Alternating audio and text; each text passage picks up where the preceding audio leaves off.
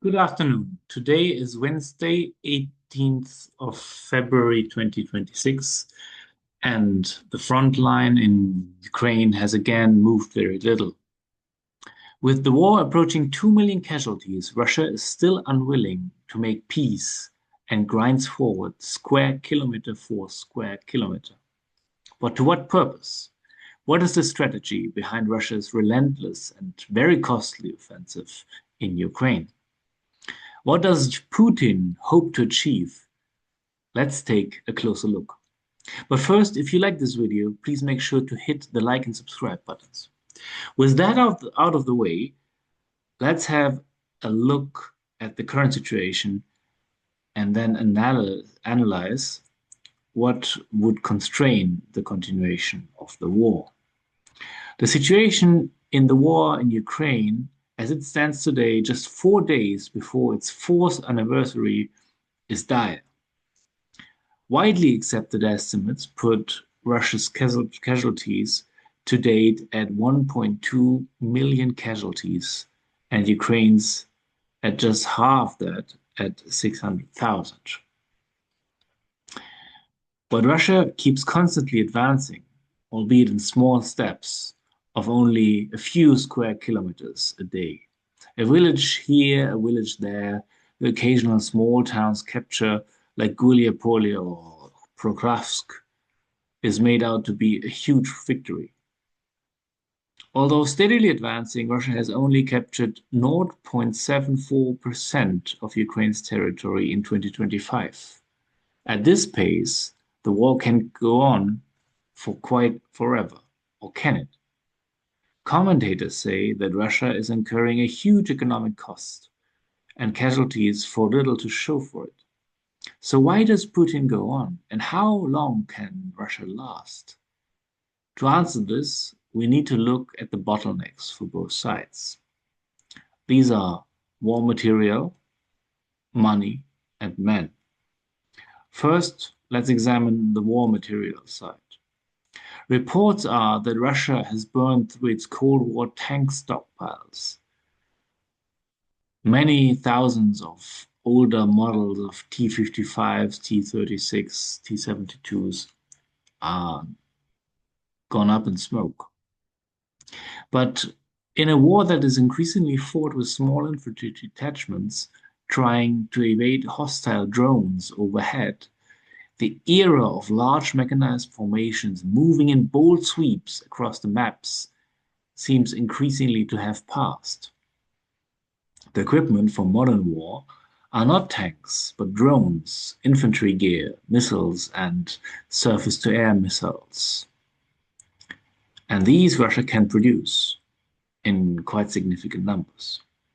Ukraine, likewise, has expanded its domestic production capabilities and is now also able to draw on the increasing output of Europe and the US, which are both gearing up defense production and file ever higher defense budgets every year. This brings us to the second point, money.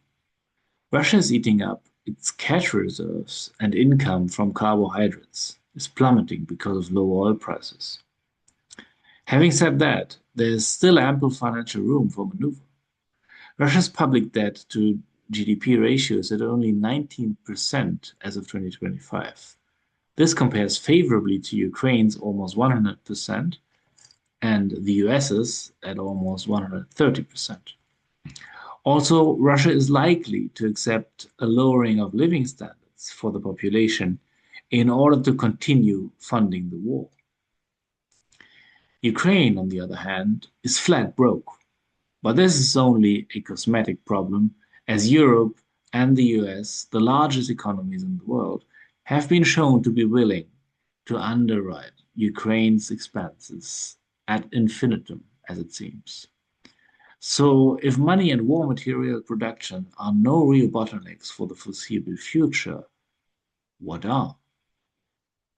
This brings us to the third factor, manpower. Here, the problem is that Ukraine has only about a quarter of Russia's population in the best of times. But with over 10 million war-related refugees abroad, this ratio is more 5 to 1 in Russia's favor.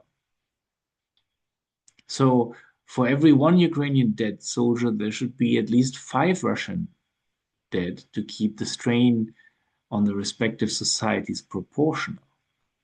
But as the latest casualty estimate suggests, it is more like 2 Russians for every 1 Ukrainian. 1.2 million Russian casualties against 600,000 Ukrainian. But these are casualties, meaning dead and wounded. Zooming in only on the dead, it's 325,000 fallen Russian soldiers against 200,000 Ukrainian military dead. Both sides heavily draw on the poor to fill their ranks. Russia entices volunteers from poor provinces with huge signing up bonuses and attractive salaries, while Ukraine has a conscription system where the more affluent are able to bribe their way out of it, leaving only the poor to fight the war. This has obviously demoralizing effects on Ukraine, but to date, the Ukrainians have astonished the world with their resiliency and grit to staunchly defend every inch of land against Russian invaders. And this is because something massive has happened in Ukraine in 2022, the de facto birth of the nation. The mere fact that Ukraine was able to survive the first weeks of the war against their vastly superior giant neighbor Russia, and that Ukraine has remained a sovereign country, has really cemented the idea of a Ukrainian nationhood in the eyes of the world and in Ukraine itself. Because in Ukraine, previous to the war, many parts of society still had doubts about the degree to which they really were different from Russia, a country with extensive cultural similarities, a shared history, and even a shared language, at least for the Russian-speaking half of Ukrainians. But these doubts have been erased by the successful conduct of the war, and Ukraine will be a proud nation once it emerges as a still sovereign country from the war. Even if, as seems likely by now, Ukraine will have to accept the loss of some territories, because what remains of the country will be free, and it will be staunchly Ukrainian and anti-Russian. And Putin, of course, knows that. This is an outcome which would amount to a strategic defeat for Russia, and no amount of territory gained in the 4 provinces of eastern Ukraine that Russia claims can outweigh such a defeat for Russia. And so there's only one way forward for Russia, which is to prevent Ukraine exactly to emerge from this war. And not by conquering or destroying Ukraine, a feat that is very obviously beyond Russia's capabilities, but simply by not letting the war end. Because as we have established before, Russia has the production capabilities and it has the money to keep the war going. The manpower issue is a problem, albeit not as big a problem as for Ukraine. But Putin has devised a solution for the manpower issue too, because Russia increasingly recruits soldiers from abroad, mercenaries from Africa and South America, who are willing to fight just for the paycheck. In 2025, North Korea sent an entire army corps to Russia to fight the Ukraine. So, with foreigners filling the ranks of the fallen, Russia can essentially keep the war going on forever, or at least through the end of the decade, or even beyond. While Russia will incur strategic costs from such a course of action, for example, the increasing dependency on China and a stagnant economy, a huge brain drain of educated scientists and entrepreneurs who have left the country.